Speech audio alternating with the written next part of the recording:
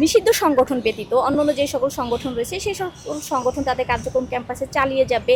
আমরা সহাবস্থান করব। যে নিম গাছকে জিয়া ট্রি বলা হয়, কিন্তু তার কারণ হচ্ছে যে আমাদের শহীদ রাষ্ট্রপতি জিয়াউর রহমান যখন দেশের বাইরে গিয়েছিলেন তখন কিন্তু সে এই উপহার হিসেবে নিম গাছ নিয়ে গিয়েছিলেন, এজন্য জিয়া ট্রি নিম গাছকে বলা হয়। আর আমরা সেজন্য ক্যাম্পাসগুলোতে চেষ্টা করেছি নিম গাছগুলোই লাগানোর জন্য।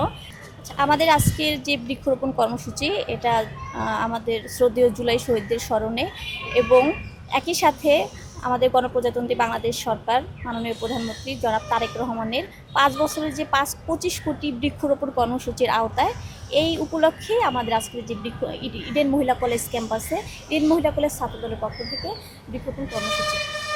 আমাদের যে বিশ্ববিদ্যালয়ে যে সেশন জটের যে বিষয়টা, সেই বিষয়টা আরও অনেক আগে ছিল। এখন মোটামুটি সেটা অনেকটাই মানে জটিলতা থেকে বের হয়ে এসেছে আমাদের কলেজ প্রশাসন।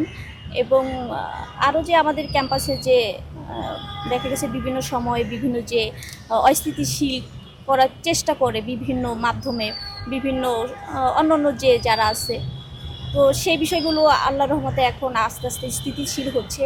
আমরা যে ছাত্রদল ক্যাম্পাসে যে অবস্থান করছি, আমরা আমাদের যে সুন্দর কাজ, আজকে যে আমরা সুন্দর একটি কাজ করলাম, বৃক্ষরোপণ করলাম, এই যে ভালো কাজের মাধ্যমে ইভেন আমরা যে আজকে যে বৃক্ষরোপণ করেছি, আমরা কিন্তু নিম গাছগুলো লাগিয়েছি। আমরা সবাই জানি যে নিম গাছকে জিয়া ট্রি বলা হয়, কিন্তু তার কারণ হচ্ছে যে আমাদের শহীদ রাষ্ট্রপতি জিয়াউর রহমান যখন দেশের বাইরে গিয়েছিলেন তখন কিন্তু সে এই উপহার হিসেবে নিম গাছ নিয়ে গিয়েছিলেন, এজন্য জিয়া ট্রি নিম গাছকে বলা হয়। আর আমরা সেজন্য ক্যাম্পাসগুলোতে চেষ্টা করেছি নিম গাছগুলোই লাগানোর জন্য, যাতে আমরা শহীদ জিয়ার যে আদর্শ, সেই আদর্শকে নিয়ে সামনে এগিয়ে যেতে পারি এবং সেই আদর্শের ধারায় আমরা ক্যাম্পাসগুলোতে কাজ করতে পারি।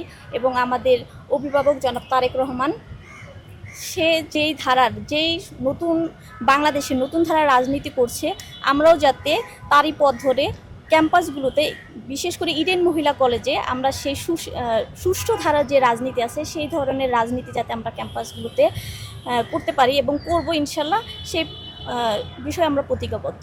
না, দেখা গেছে যে আমরা যে জেনারেশন আছি বা আমাদের পরবর্তী জেনারেশন যারা জুনিয়র যে কথাটা আপনি বললেন, সেখানে যে দীর্ঘ 17 বছর যেখানে আওয়ামী শাসন ছিল, তো আমরা আমাদের জেনারেশন বা আমাদের পরবর্তী যে জুনিয়ররা রয়েছে তারা কিন্তু দেখা গেছে যে একটা নোংরা রাজনীতির মধ্য দিয়ে কিন্তু তারা গিয়েছে। এবং যে আমরা কিন্তু দেখতে পাচ্ছি যে এই যে নোংরা রাজনীতিটা, সিট বাণিজ্য করা, চাঁদাবাজি করা, দখলদারিত্ব করা, এই যে বিষয়গুলো রয়েছে, এই বিষয়গুলোর মধ্যেই তারা সীমাবদ্ধ ছিল।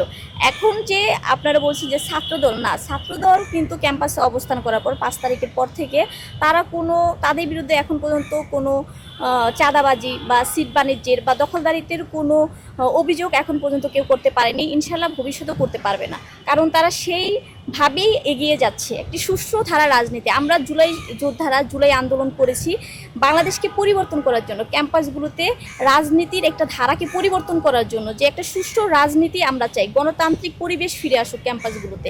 আমরা যে অন্যান্য যে সংগঠনগুলো রয়েছে নিষিদ্ধ সংগঠন ব্যতীত অন্যান্য যে সকল সংগঠন রয়েছে সেই সকল সংগঠন তাদের কার্যক্রম ক্যাম্পাসে চালিয়ে যাবে। আমরা সহাবস্থান করব এবং পারস্পরিক যে সহাবস্থান সেই ভিত্তিতে আমরা ক্যাম্পাসগুলোতে গণতান্ত্রিক একটি পরিবেশ বজায় রেখেই কাজ করব।